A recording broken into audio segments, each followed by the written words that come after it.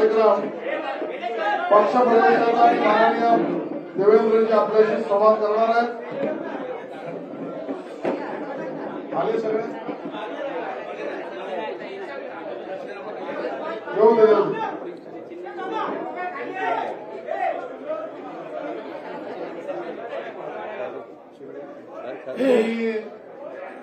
आजच्या या सर्व पक्षप्रवेशाच्या कारवाईमध्ये आपल्या सगळ्यांचं या ठिकाणी स्वागत करतो. विशेष रूपाने आमचे नेते माननीय उपमुख्यमंत्री देवेंद्र फडणवीस साहेब, प्रदेशाचे अध्यक्ष माननीय चंद्रशेखर बावनकुळे साहेब, ज्यांचा आज पक्षप्रवेश होतोय असे सन्माननीय अशोक चव्हाण साहेब, माननीय खासदार प्रताप चिखलीकर साहेब, या ठिकाणी उपस्थित असलेले राजूकर साहेब, सर्व प्रतिनिधी, हर्षवर्धन पाटीलजी, सर्व जणांचं मी स्वागत करतो आणि मी माननीय देवेंद्रजींना निवेदन करतो की त्यांनी आपल्याशी संवाद सुरू करावा.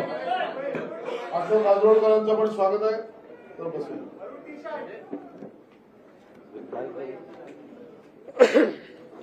माननीय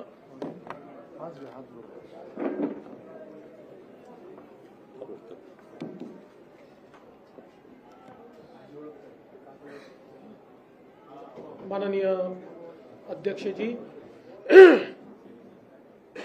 आज आमच्या सगळ्यांकरताच अतिशय आनंदाचा दिवस आहे की महाराष्ट्रातलं एक अतिशय ज्येष्ठ नेतृत्व, अनेक वर्ष महाराष्ट्र विधानसभा, देशाची लोकसभा ज्यांनी गाजवली, या गिरीश भाऊ इकडे मागे,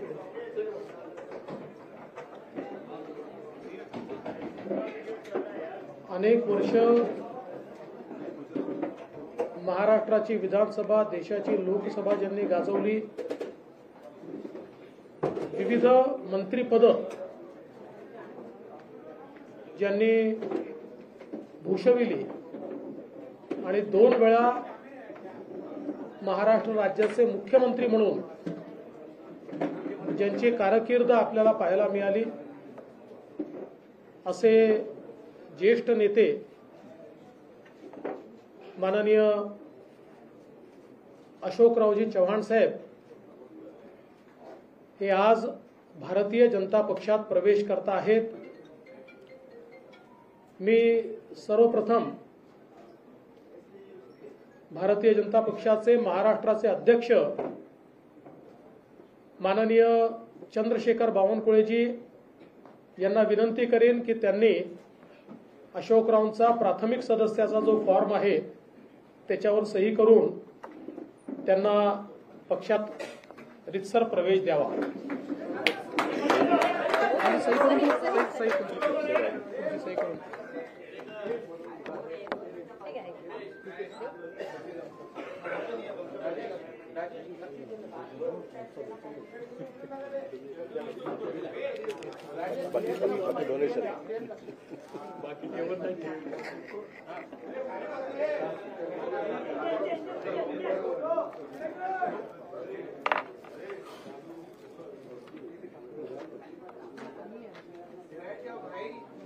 फी पक्षाची फी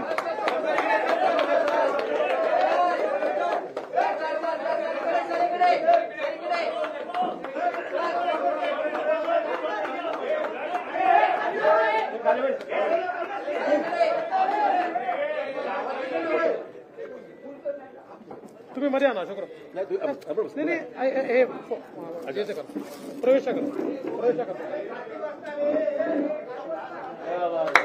भारतीय जनता पक्षाचा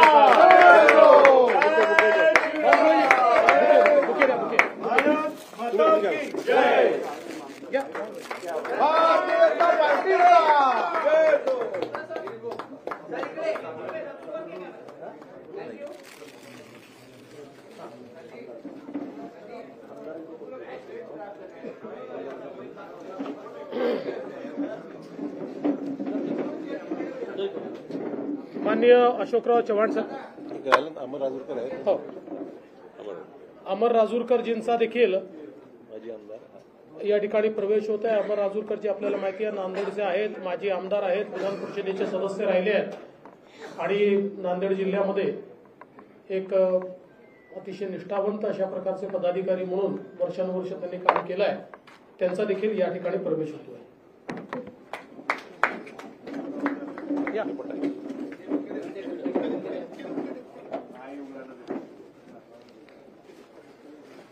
भारत माता की जय. भारतीय जनता पक्षाचा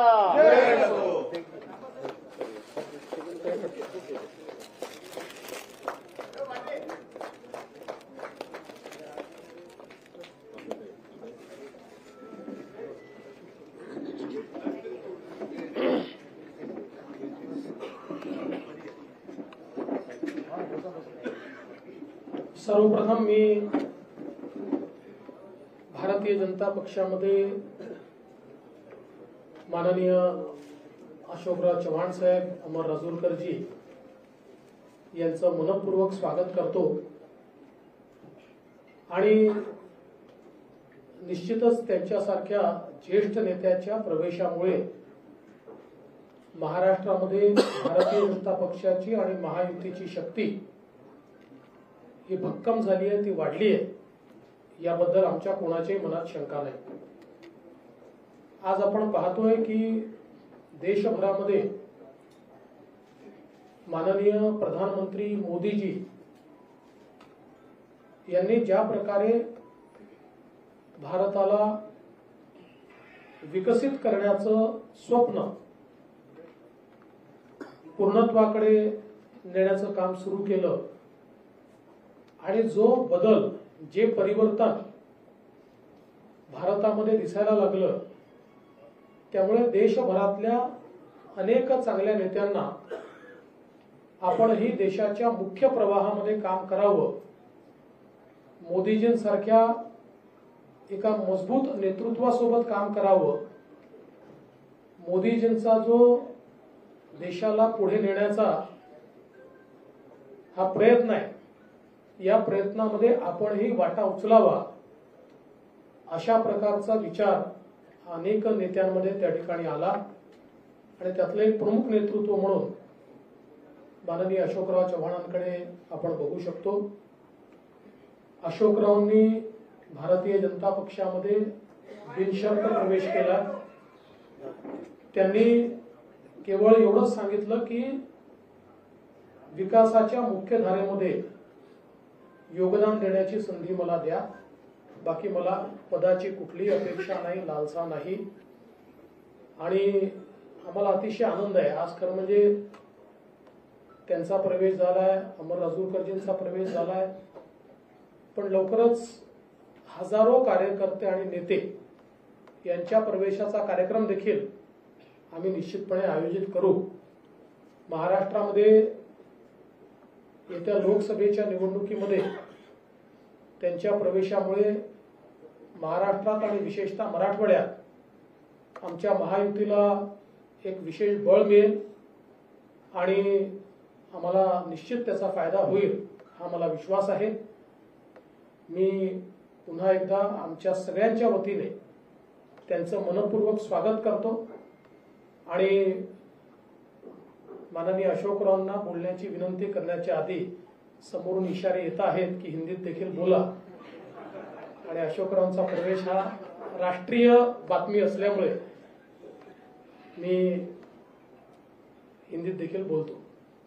आज हम सभी के लिए बहुत हर्ष की बात है कि महाराष्ट्र के एक बड़े ही कद्दावर नेता, जो कई बार महाराष्ट्र की विधानसभा में, देश के लोकसभा में चुनकर आए, अलग अलग विभागों के मंत्री के रूप में काम किया, महाराष्ट्र में 2 बार मुख्यमंत्री के रूप में काम किया, ऐसे अशोकराव जी चव्हाण साहब, इन्होंने भारतीय जनता पार्टी में प्रवेश किया है. और अभी अभी हमारे प्रदेश अध्यक्ष बावनकुळे जी ने उनको पार्टी का प्राइमरी मेंबर, उनको पार्टी की प्राइमरी मेंबरशिप देकर और उनका ससम्मान भारतीय जनता पार्टी में प्रवेश दिया है. हमारे लिए बहुत हर्ष की बात है, क्योंकि आज हम सभी लोग देखते हैं कि पूरे देश में मोदी जी ने जिस प्रकार का विकास का कार्य किया है और जिस प्रकार से भारत का चेहरा और चित्र बदला है, इससे प्रभावित होकर कई पार्टियों के बड़े बड़े नेता जो है, इनको भी ये लगता है कि देश की इस विकास की राह में हम भी मोदी जी के साथ अपना योगदान दें। और इसी के चलते कई कद्दावर नेता भारतीय जनता पार्टी में आ रहे हैं और महाराष्ट्र में हमारे लिए बहुत सौभाग्य की बात है कि अशोकराव चव्हाण जी जैसे एक कद्दावर नेता ने भारतीय जनता पार्टी में प्रवेश किया है। और जब हमारी उनसे चर्चा हुई उस समय उन्होंने बहुत स्पष्ट रूप से कहा कि मैं बड़े से बड़े पद पर रहा हूं, इसलिए मेरे लिए पद कोई मायने नहीं रखता, मैं देश की मुख्य धारा में मोदी जी के साथ योगदान देना चाहता हूं और इसलिए भारतीय जनता पार्टी में मैं प्रवेश कर रहा हूं। तो हम सभी की ओर से हम उनका स्वागत करते हैं। उन्होंने कांग्रेस पार्टी का भी इस्तीफा दिया है और वे विधायक पद पर चुनकर आए थे, उस पद का भी उन्होंने इस्तीफा दिया है और उसके बाद फॉर्मली भारतीय जनता पार्टी को उन्होंने ज्वाइन किया है।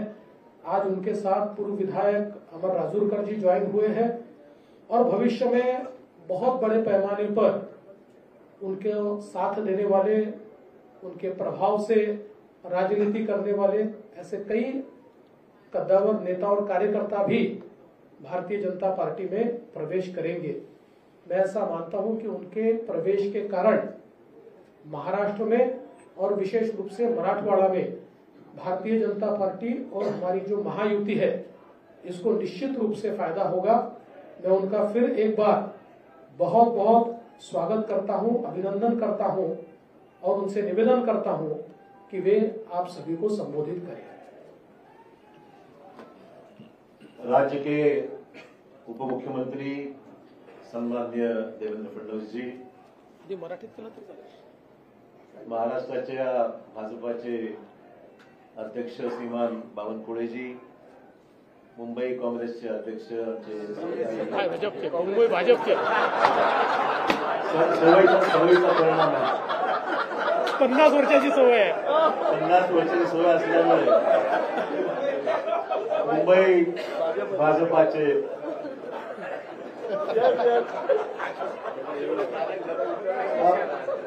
पहिली प्रेस कॉन्फरन्स भाजपाच्या कार्यालयामध्ये होत आहे। तेवढं थोडंसं मला एक्सक्यूज करा, आज पहिलाच दिवस आहे।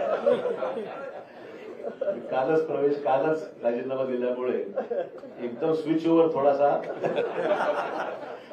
परंतु आमचे मित्र भाजपाचे मुंबईचे अध्यक्ष आशिष शेलारजी, खासदार प्रताप पाटील, आमचे पालकमंत्री गिरीश महाजन, लातूरचे आमचे खासदारजी, ज्यांनी आमचे या ठिकाणी उपस्थित असलेले अमर राजूरकरजी आणि सर्व विधान परिषदेतील आमचे नेते आणि सर्व आमचे सहकारी उपस्थित पत्रकार बंधू भगिनी आणि सहकारी मित्रांनो, सर्वप्रथम मी देशाचे प्रधानमंत्री श्री नरेंद्र मोदीजी, देशाचे गृहमंत्री अमित शाह साहेब, भाजपाचे राष्ट्रीय अध्यक्ष जे.पी. नड्डाजी, त्याचबरोबर उपमुख्यमंत्री देवेंद्र फडणवीसजी, बावनकुळेजी, आशिष शेलारजी आणि भाजपाचे असंख्य इथे चाहते, ज्यांनी मनापासून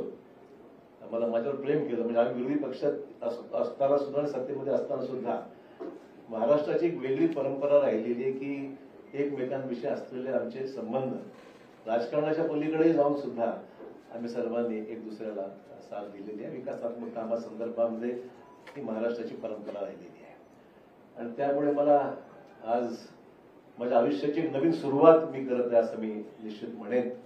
इतके वर्ष मी गेल्या 38 वर्षाचा माझा हा राजकीय प्रवास हा मी आज बदल करत आहे आणि त्यातून आज भारतीय जनता पक्षाच्या या पक्षामध्ये प्रवेश करत आहे।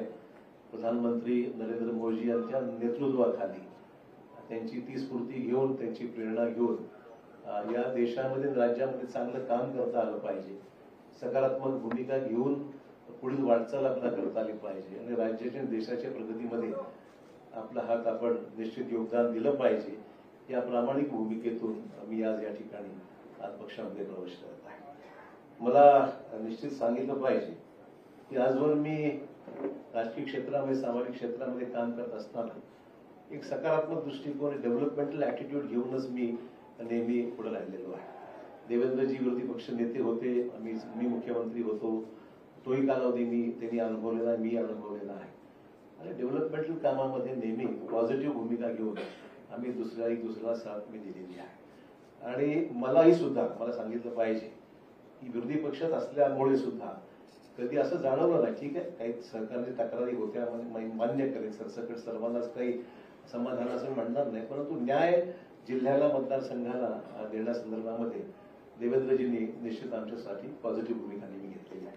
असो, त्यामुळे जिथे मी राहिलेलो आहे त्या ठिकाणी मी भाजपवर प्रामाणिकपणे काम केलेलं आहे.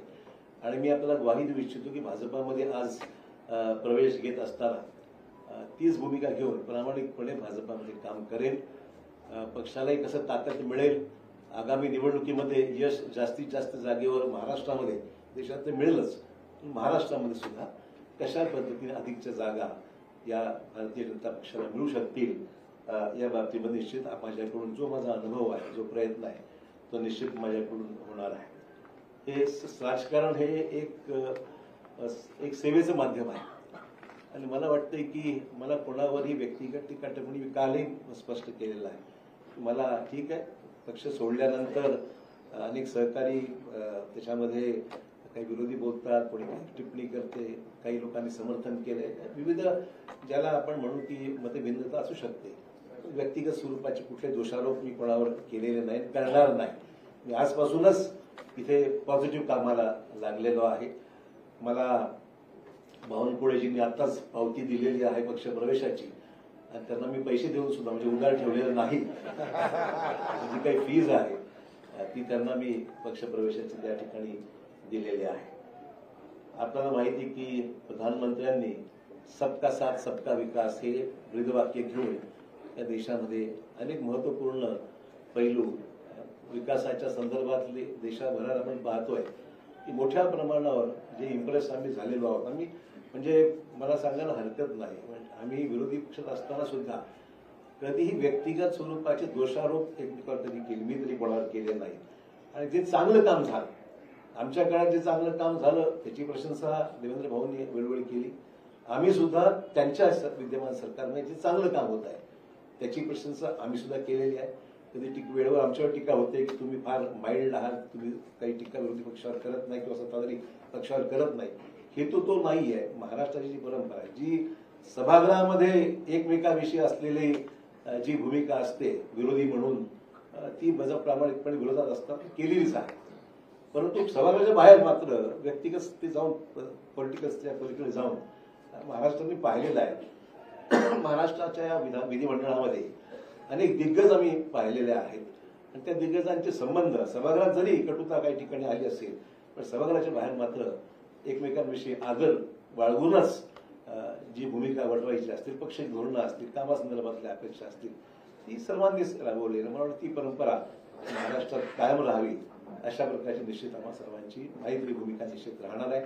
एक नवीन सुरुवात भारतीय जनता पक्षाची जी काही ध्येय धोरणं आहेत त्या पद्धतीने निश्चितच काम केलं जाईल. पक्षाच्या भूमिकेतून जे आदेश पक्ष मला देईल, उपमुख्यमंत्री देवेंद्र फडणवीस सांगतील त्या पद्धतीने निश्चित आगामी काळामध्ये काम करण्याचा माझा मानस आहे.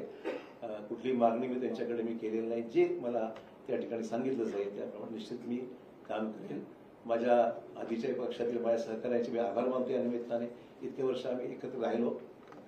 ठीक आहे, हा माझा व्यक्तिगत निर्णय होता, मला कोणी जाणून सांगितलं नाही आणि मी शेवटपर्यंत, लोक म्हणतात कालपर्यंत तुम्ही पक्षाकडे तिथे बसला होता आणि अचानक तुम्ही स्विच ओव्हर झाला. म्हटलं शेवटच्या क्षणापर्यंत मी जिथं आहे त्याचं काम मी केलेलं आहे आणि आज जेव्हा गेलो तेव्हाच मी मग त्यानंतर माझी भूमिका मी या ठिकाणी स्पष्ट केली आहे. त्यामुळे मित्र, बस एवढंच या निमित्ताने मला सांगायचं. मी अधिक काही याच्यावर आज तरी भाष्य करणार नाही. मी सुद्धा या पक्षात नवीनच आहे, त्यामुळे सगळ्याच गोष्टीवर आज काही बोलण्यापेक्षा निश्चितच योग्य वेळी मैं आज भारतीय जनता पार्टी में यहाँ पर मैंने प्रवेश लिया है और मैं आभार मानना चाहूँगा देश के प्रधानमंत्री श्री नरेंद्र मोदी जी का, फिर देश के सम्माननीय गृह मंत्री अमित भाई शाह जी का, राष्ट्रीय अध्यक्ष JP नड्डा जी का, देवेंद्र फडणवीस जी का, बावनकुळे जी का, आशीष शेलार जी का, सभी नेता जो मेरे साथ में बैठे हुए, मेरे नांदेड़ से आए हुए हमारे सहयोगी अमर राजूरकर जो MLC रह चुके हैं वो भी आए हुए हैं, उनका भी प्रवेश आज हुआ है। मैं आभार मानूंगा भारतीय जनता पक्ष के नेतृत्व की, उन्होंने मुझे आज ये मौका भारतीय जनता पार्टी में आने न्योता दिया और काम करने की यहाँ पर मुझे यहाँ पर संधि दी है, एक मौका दिया है, उसलिए मैं उनका दिल से शुक्रिया अदा करता हूँ। सार्वजनिक जीवन में काम करते हुए एक पॉजिटिव एटीट्यूड लेके, डेवलपमेंटल एटीट्यूड लेके आने वाले समय में काम करने की भूमिका मेरी है, पहले भी रह चुकी है और आज भी मैं जो आया हूँ इस नए क्षेत्र में नई शुरुआत जब कर रहा हूँ तो मैं इसी डेवलपमेंट प्रधानमंत्री जी को जो सबका साथ सबका विकास ये भूमिका लेकर प्रधानमंत्री जो पूरे देश भर में जिन्होंने नेशनल इंटरनेशनल लेवल पे एक अलग अपनी छवि बनाकर एक अच्छा काम करके दिखाया है, निश्चित तौर पर इम्प्रेस हूँ, निश्चित रूप से इम्प्रेस हूँ मैं, इसमें कोई अलग भूमिका नहीं है। जो अच्छा होता है तो अच्छा ही बोलना चाहिए, जो खराब है तो कभी शिकायत भी हमने की है तो मैं ना नहीं बोलूंगा। आज जब हम देख रहे हैं कि देश के सामने कई चुनौतियां हैं तो चुनौतियों के साथ साथ डेवलपमेंट भी जिस रफ्तार से इस देश में हो रहा है हम सब के लिए बहुत ही प्रशंसनीय है और आने वाले समय में हम सब साथी मिलकर देश में एक पक्की मजबूर भाजपा की सरकार लाने का हमारा प्रयास निश्चित तौर पर रहेगा। बस इससे ज्यादा मैं आपका वक्त नहीं लूंगा और मैं आप सबका आभारी हूँ। एक नई शुरुआत है, कुछ गलतियां छोटी मोटी होती है तो शुरू में संभाल लीजिए।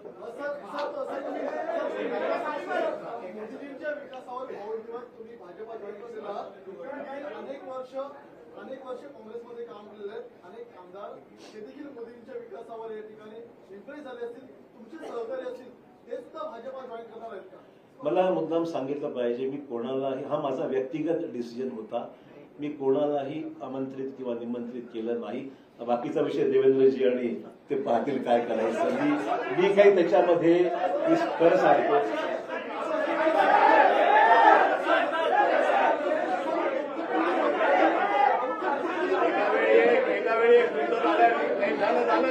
अरे बाबा, हॅलो, अरे शांतपणे, असं तुम्ही तुमच्यापैकी कोण काय बोलताय आम्हाला काही लक्षात येत नाही। आपल्याला जर प्रश्नोत्तर करायचे असतील तर तुम्ही शिस्त पाळली तरच होईल। एका वेळी एक जण एकाने प्रश्न विचारला त्यांनी पुन्हा विचारायचा नाही।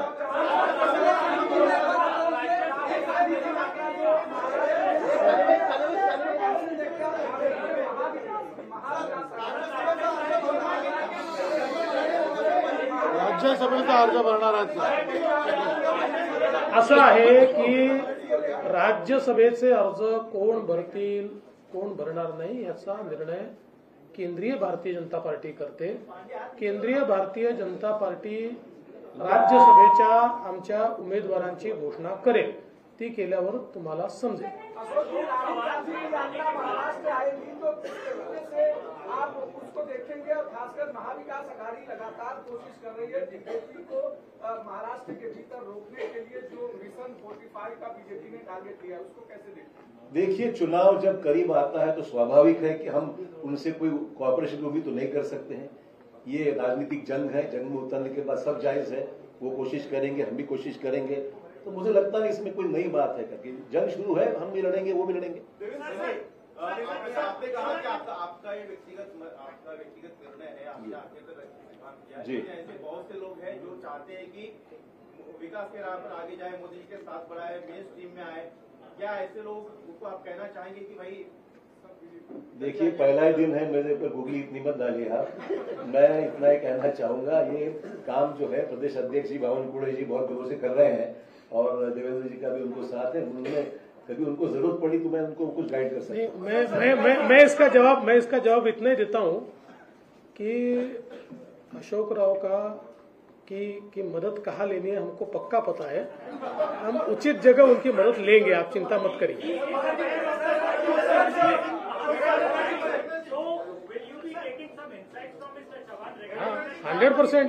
देखिए, उनका केवल महाविकास आघाड़ी नहीं, उनका एक प्रदीर्घ अनुभव रहा है, तो उनके अनुभव का यानी पॉलिटिकल अनुभव का भी और एडमिनिस्ट्रेटिव अनुभव का भी फायदा लेंगे ही।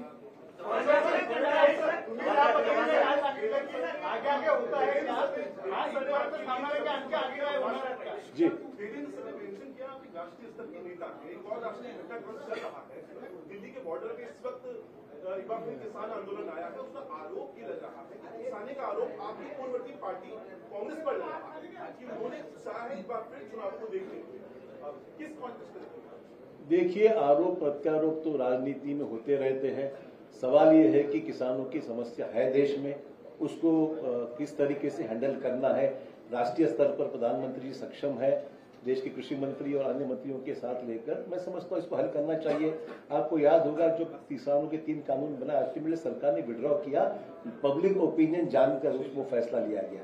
तो मैं नहीं समझता प्रेस्टीज की बात। हम चाहते हैं कि देश के सभी तमाम किसानों को न्याय मिलना चाहिए, किसानों की आत्महत्या को रोक लगाने के कम करने का प्रयास होना चाहिए, और मुझे उसमें जो हो रहा आंदोलन उसमें ध्यान निश्चित देंगे, ऐसी कोई बात नहीं है।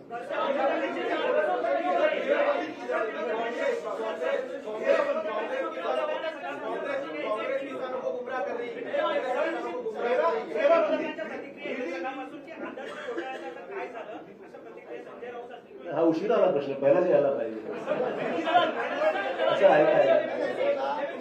अरे भाई, जवाब तो सुनो यार, आप एक आदमी प्रश्न पूछते हो और जवाब भी सुनते नहीं हो। असं आहे, हा प्रश्न हायकोर्टामध्ये आमच्या बाजूने निकाल लागलेला आहे, अपीलमध्ये काही एजन्सीज गेलेल्या आहेत, ठीक आहे, लीगल प्रोसेस जी आहे ती फॉलो होईल, पण हा एक राजनीतिक ऍक्सिडेंट म्हणावा लागेल, मला एवढंच म्हणायचं आहे। आणि I face enough of that. मला वाटतं की फार काही चिंतेचा विषय वाटत नाही।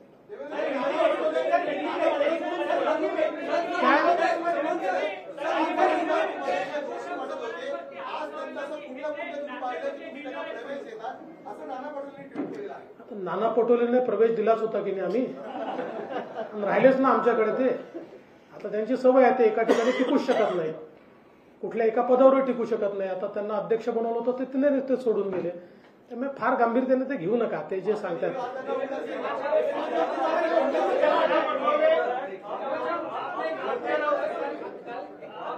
पहले तक कांग्रेस में बैठक में हिस्सा लिया था, उसके बाद अगले दिन क्या ये रातों रात लिया गया फैसला?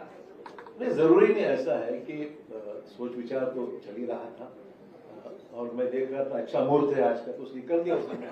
ऐसा कोई जरूरी नहीं कि कोई चीज को कोई विजन देना चाहिए। जी, फिर आपने बीजेपी में प्रवेश करने का फैसला लिया जी, तो जो अचानक से इतना सब कर देना जी, इतना कठिन है, आसान है। और दूसरा चीज, कांग्रेस वाले कह रहे हैं कि पार्टी ने इतना सब कुछ दिया, सब कुछ बनाया, उसके बावजूद आप पार्टी छोड़ के जा रहे हैं, तो ये विश्वासघात है पार्टी। देखिए, मैं ये 2 चीजों के लिए अलग जवाब देना चाहूंगा। सबसे पहले तो ये फैसला आसान नहीं था, बिल्कुल कहूंगा। It was a total switch over, change over, और ये करने के लिए काफी विचार विमर्श करना पड़ा। ये मैं जरूर कहूंगा कि it was not easy decision for me. I took it in the interest of the state of Maharashtra, in the interest of my own district, in the interest of the nation. मैं बोला कि कुछ चीजें अच्छी हो रही तो उसमें अपना योगदान होना चाहिए, पॉलिटिकल भले जो भी चीजें हैं, पर let us get involve into the nation building process. इसमें समय लगा है, it was not a one day snap decision, ये मैं कहना चाहूंगा। जहां तक लेट मी कंप्लीट। दूसरा इशू है सर, जरूर पार्टी ने मुझे बहुत कुछ दिया, मैं नहीं मना नहीं कर रहा हूँ, पर यह भी सच है मैंने भी पार्टी के लिए बहुत योगदान दिया, जिसके लिए महाराष्ट्र में कांग्रेस पार्टी को निश्चित ताकत मिली, ये भी कोई डिनाई नहीं कर सकता। तो it was not, I am not, मतलब ये मैं पर्सनली ऑब्लाइज हूँ पार्टी के लिए, मेरे पार्टी की लीडरशिप के लिए मैं ऑब्लाइज हूँ, बट अचानक अगर तुम मेरे बौछार कोई चीज की करते हो जो उचित नहीं है, ठीक है, मैंने फैसला किया इंडिविजुअली, मैंने पार्टी को डैमेज करने की कुछ नहीं किया, it was my own personal decision, but मैंने भी पार्टी में मेरा योगदान क्या है वो मेरी नेशनल पार्टी जानती है।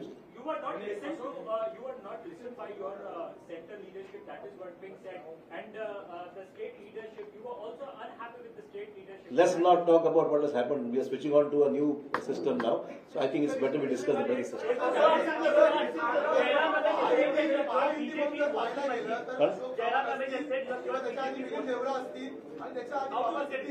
तीन मोठे नेते आहेत ज्याच्या 2-2, 3-3 पिढ्या काँग्रेसमध्ये होत्या, त्यांना आता महायुतीमध्ये प्रवेश केला आहे। ही परंपरा राखली. दुसरी परंपरा होती विरोधी पक्ष नेते महायुतीमध्ये येण्याची, ती पण कायम राहील या काळामध्ये. ते विरोधी पक्षनेत्यांना तुम्हाला विचारावं लागेल. आमचा काही एक मी स्पष्टपणे सांगतो, आम्ही कुठलंही टार्गेट घेऊन चालत नाहीये. पण ज्या ठिकाणी आम्हाला असं वाटतं की हे नेते आपल्यासोबत येऊ शकतात आणि त्यांच्या येण्यामुळे पक्षालाही फायदा आहे, राज्यालाही फायदा आहे, अशा अनेक नेत्यांची आमची चर्चा चालू असते. त्यांना जर असं वाटलं की नाही मुख्य धारेमध्ये आपण गेलं पाहिजे, मोदीजींसोबत गेलं पाहिजे, तर आमचा म्युच्युअल त्याच्यात तो विचार फायनल होतो आणि त्याच्यानंतर प्रवेश होतो. तर हे खरंच आहे की अजून काही नेते आमच्यासोबत चर्चेमध्ये आहेत. नाही, असं काही यादी वगैरे हा विषय नाही. नाही असा काही 14 आमदार आणणार आणि ते वगैरे हे आकड्यांमध्ये आम्हाला जायचं नाही.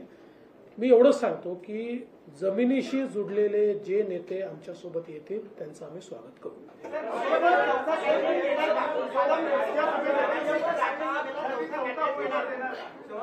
त्या संदर्भात आमचे प्रदेश अध्यक्ष सगळ्यांची चर्चा करून निर्णय करतील.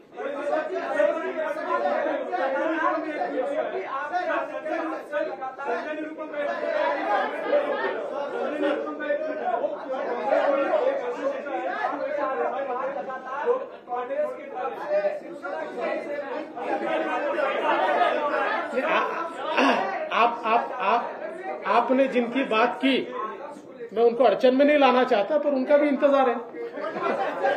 उनसे हमारी कोई बातचीत नहीं है. पर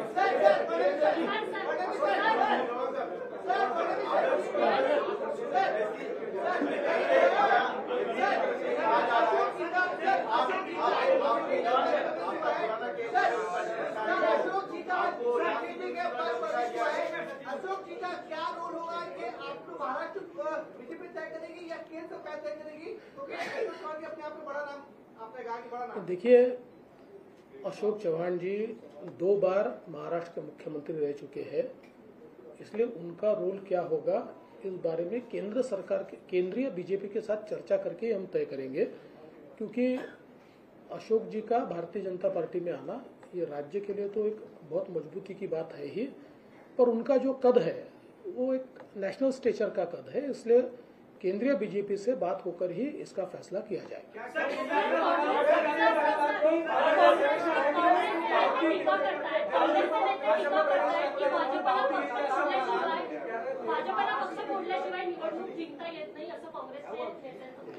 माझा त्यांच्यावर उलटा आरोप असा आहे की त्यांना त्यांचा पक्ष सांभाळता येत नाही, त्यांना त्यांच्या पक्षात नेते सांभाळता येत नाही, त्यांना त्यांच्या पक्षामध्ये मोठ बांधता येत नाही, कारण कोणाचा पायपोस कोणाच्या पायात नाही. आज हे सगळे मोठे नेते इतके वर्षाची त्यांच्या पक्षातली पुण्याई सोडून आमच्यासोबत का येत आहेत? याचं कारण आहे की आज काँग्रेसमध्ये जे वातावरण आहे, आज काँग्रेसमध्ये पार्टी कुठल्या दिशेने चालली आहे हेच कोणाला समजत नाही. आणि भारतीय जनता पार्टीला विरोध करता करता देशाच्या विकासाला आपण कधी विरोध करायला लागलो हे त्यांना समजत नाहीये. आणि मग जे नेते आहेत, सीझन नेते आहेत, ते ज्यावेळेस दृष्टिक्षेप टाकतात त्यावेळेस त्यांच्या लक्षात येतं की बाबा आपण काय करतोय, आपलं नेतृत्व काय करतंय. तर त्यापेक्षा देशाच्या मुख्य धारेमध्ये आपण गेलं पाहिजे, म्हणून लोक आमच्यासोबत येतात. त्यामुळे त्यांनी पहिले आत्मचिंतन केलं पाहिजे की त्यांना घर का सांभाळता येत नाही, ज्यांनी काँग्रेस मोठी केली, ज्यांनी आपलं सर्वस्व काँग्रेसला दिलं, असे नेते का आपल्याला सांभाळता येत नाही, असं आत्मचिंतन त्यांनी केलं पाहिजे.